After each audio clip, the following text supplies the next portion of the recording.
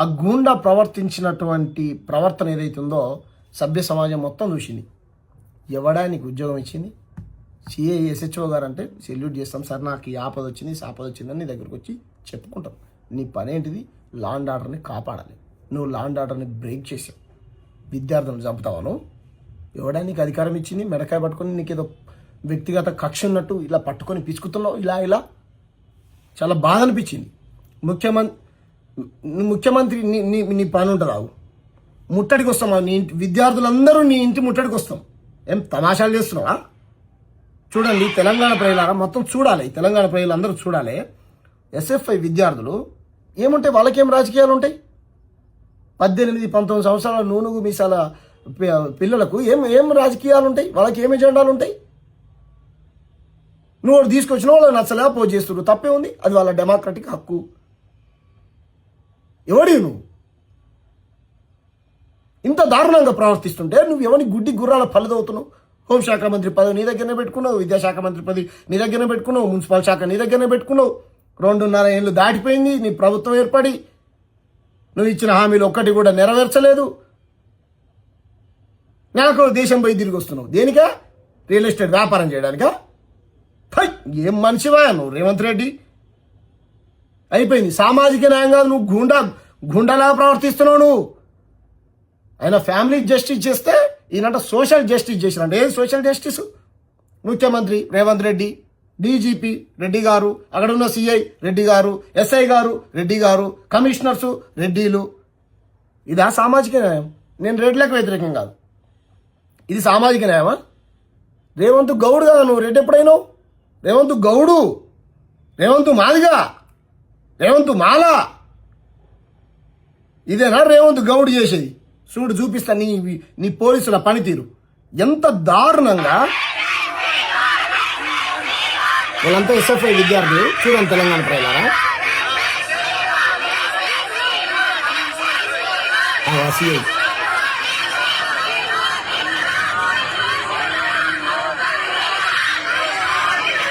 చూడండి,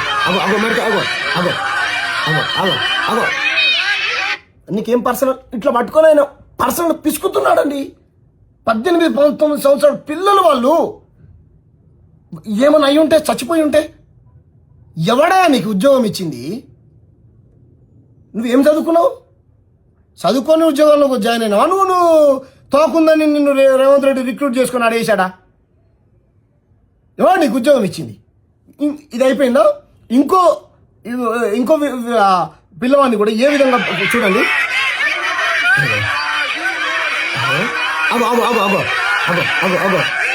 పర్సనల్ గజ్జున్నట్టు మళ్ళీ చూడండి ఎంత దారుణంగా. విప్లవాల గడ్డ మహిబాద్ జిల్లా, మా సొంత జిల్లా. చూడండి, తీసుకుంటాడు ఇప్పుడు.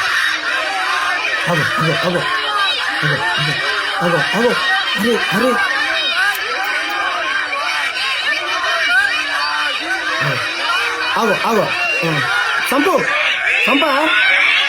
చంపు రఘుపతి రెడ్డి చంపు. ఇదానే ఈ రాష్ట్రంలో మేధావులు ఉన్నారా, సచ్చిర్రా? ఈ రాష్ట్రంలో మేధావులు అని చెప్పబడేటువంటి వాళ్ళు ఉన్నారా, సచ్చిర్రా? మీ కళ్ళ కనిపిస్తలే? కంట్లో ఏమైనా కాకులు పొడిచినాయా? వినిపిస్తలే వాళ్ళ గోడు? మీ చెవులలో ఏమైనా సీసం పోసుకున్నారా? మేధావులు, రచయితలు, పెద్ద పెద్ద కవులు, సంఘ పరివర్తకులు యాడిగిపోయారు, ఏడబన్నారు. ఒక ధోరణి ఒక వర్గం ఒక మేధావి వర్గం జోకితే ఒక ధోరణి ఇంకో మేధావి వర్గం జోకాలి. ఈ మేధావుల పరిస్థితి ఇది.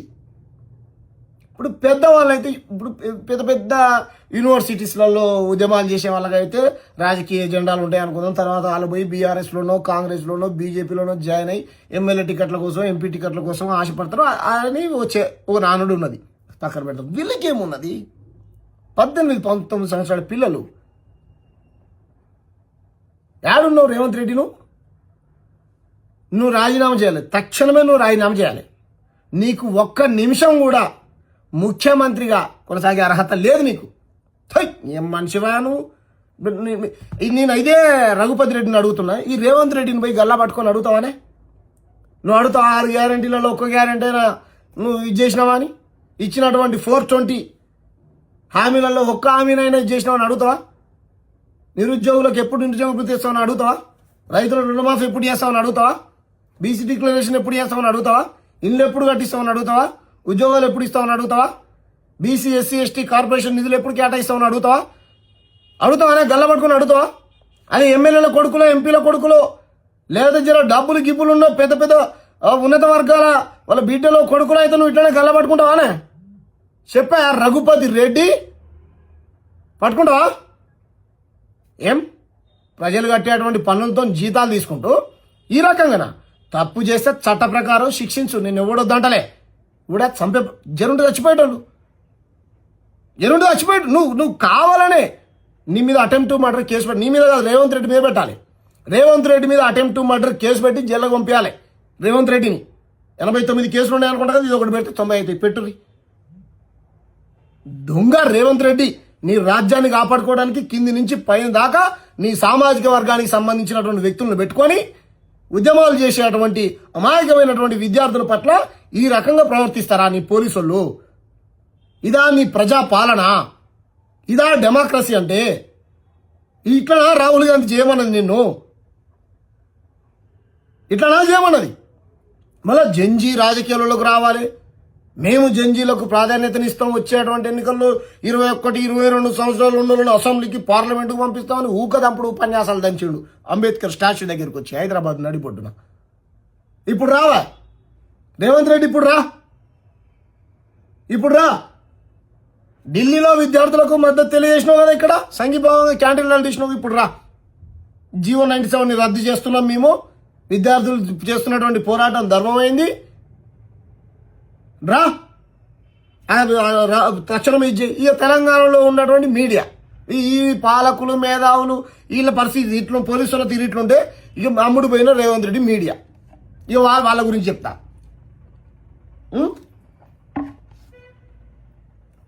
ఆయన ఎవరో ఏం పేరు యూట్యూబరో ఏమో, వాళ్ళిద్దరు ఎవరో ఆడలు మొగోళ్ళు. వాళ్ళకి ఇష్టం ఉందో ఏముందో కింద మీద వాటర్ వల్ల అయిపోయింది. అది వాళ్ళ పర్సనల్. ఆమెకు తెలిసో తెలియక సోషల్ మీడియాలో పెట్టింది, అది వైరల్ అయింది. ఇది అదేగా ఉత్తా చేతుల అటో గబ్బ అటో బేడి ఇటో బేడి. ఏంద్రా మీకేం పని లేదా? అది వాళ్ళ పర్సనల్ పంచాయతీ.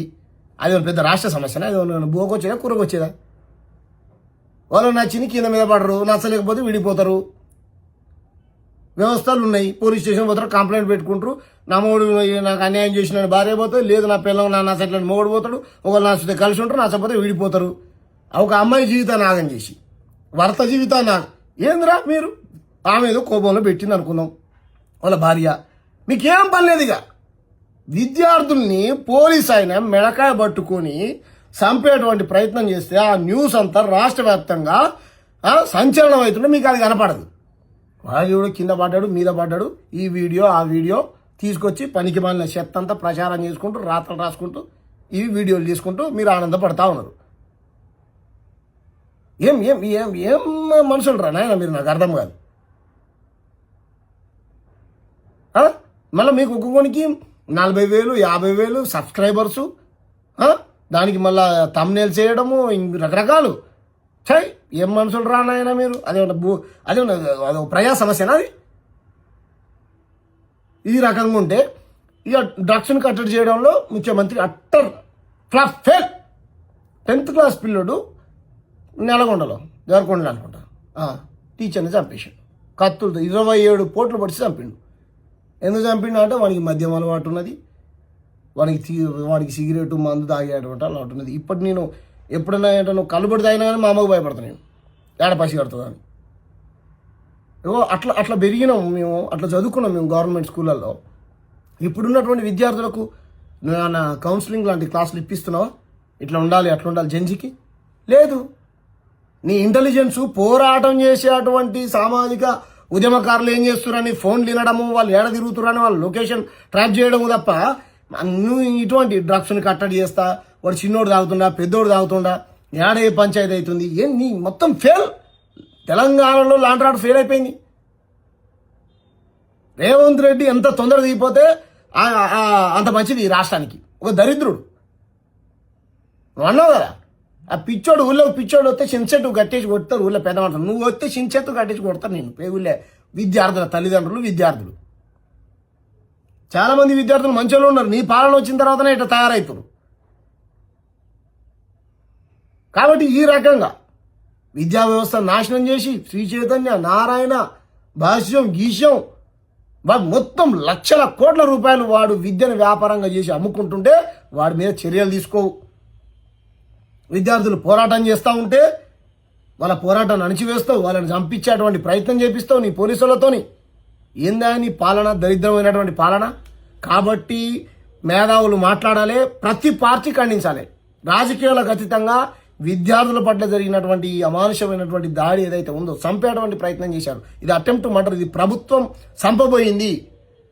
బీటెక్ విద్యార్థులని ప్రభుత్వం చంపబోయింది. స్పష్టంగా వీడియోలు కనపడ్డాయి. కాబట్టి ఆ రఘుపతి రెడ్డి ఆయన మీద చర్యలు తీసుకోవాలి, రేవంత్ రెడ్డి మీద కేసులు బుక్ చేయాలి. నిజంగా ఈ రాష్ట్రంలో లా అండ్ ఆర్డర్ కనుక ఉంటే అప్పుడే ప్రజలకు పోలీస్ వ్యవస్థ పట్ల నమ్మకం ఉంటుంది. డీజీపీ గారు ఆనంద్ సార్, ఆనంద్ రెడ్డి సార్, మిమ్మల్ని అయితే మేము అట్లా చూడం. మీరంటే మాకు గౌరవం ఉన్నది. చేయండి సార్. ఆయన సస్పెండ్ చేస్తారా, ఇంకేం చేస్తారో చేయండి. మేము చాలా డెమోక్రటిక్గా ఉంటాం సార్. ఇంత దుర్మార్గమా? ఆ రేవంత్ రెడ్డిని లోపటేది ఏమనుకుంటారు సార్? ఇంత ఇంత ఇంత దారుణమా సార్? ఏమైనా చంపిండా, నన్ను పొడిచిండా? కేంద్ర మంత్రి కొడుకులాగా ఏమన్నా రేపులు చేసిండా? మల్లారెడ్డి ఎమ్మెల్యేలు ఎంపీలాగా భూములు ఏమైనా కబ్జాలు చేసిరా? వాళ్ళు ఏమైనా పైరవులు చేసిరా? 10 పార్టీలు మారిరా? ఓ సిద్ధాంతాన్ని కట్టుబడి లేకుండా వాళ్ళు ఏమన్నా ఇయ్యలో మాట రేపో మాట మాట్లాడిరా? పొద్దుగాలో కండవ కప్పుకొని సాయంత్రం ఇంకో కండవ మార్చిరా? ఏం అన్యాయం చేసిరు వాళ్ళు? ఏమంతా ఇది చేసిరు వాళ్ళు? నువ్వు మీ సార్ పిల్లవాళ్ళు చంపుతూ నాకు బాధ అనిపించింది, ఏడుపు వచ్చింది. రాత్రి కూడా అంతే. ఒక కార్మికుడిని, భవన నిర్మాణ కార్మికుడు, ఒక ఆయన బిల్డింగ్ మించి కింద పడితే 11 గంటలకు పోయినాం. పోతే పోలీసులు అక్కడ కూడా అంతే. పెద్దోని వైపు లేరు. పోయినాం. ఇక్కడ మోత్కూరుకి సంబంధించినటువంటి ఒక యాదవ్ అన్న చచ్చిపోయిండు. 2 పిల్లలు, 40 ఏళ్ళ వయసు, చిన్న పిల్లలు. 6 లక్షల రూపాయలు ఇస్తాం, ఈ నుంచి శవాన్ని తీసేయండి అని వాళ్ళకు మాయమాటలు చెప్పి అక్కడి నుంచి ఏమంటారు పంపించేశారు. 6 లక్షలతో నెలకాలం బతుకుతుందా తల్లి? ఈ రకంగా రాష్ట్రంలో ఉన్నటువంటి పోలీసులు ప్రతి ఒక్కరూ పెద్దవాడి వైపే, పేదోని వైపు లేరు. కాబట్టి తెలంగాణ ప్రజలారా, మనం తిరగబడనంత కాలం ఈ పాలకులు ఈ పోలీస్ యంత్రాంగాన్ని పెట్టి మన ఉద్యమాలని, మన గొంతుల్ని అణిచివేసేటువంటి ప్రయత్నం చేస్తారు. మనం తిరగబడదాం, డెమోక్రటిక్ పద్ధతిలో తిరగబడదాం. ఈ అమానుషమైనటువంటి దాడి ఏదైతుందో దీన్ని తెలంగాణ ప్రజలు, ప్రజాస్వామ్యవాదులు ప్రతి ఒక్కరూ తీవ్రంగా ఖండించాలి. ఈ 97 జీవోను తక్షణమే రద్దు చేయాలని మేము డిమాండ్ చేస్తా ఉన్నాం. విద్యార్థులకు మా సంపూర్ణమైనటువంటి మద్దతుని బీటెక్ విద్యార్థులకు తెలియజేస్తా ఉన్నాం. Thank you. జై భీమ్, జై భారత్, జై తెలంగాణ.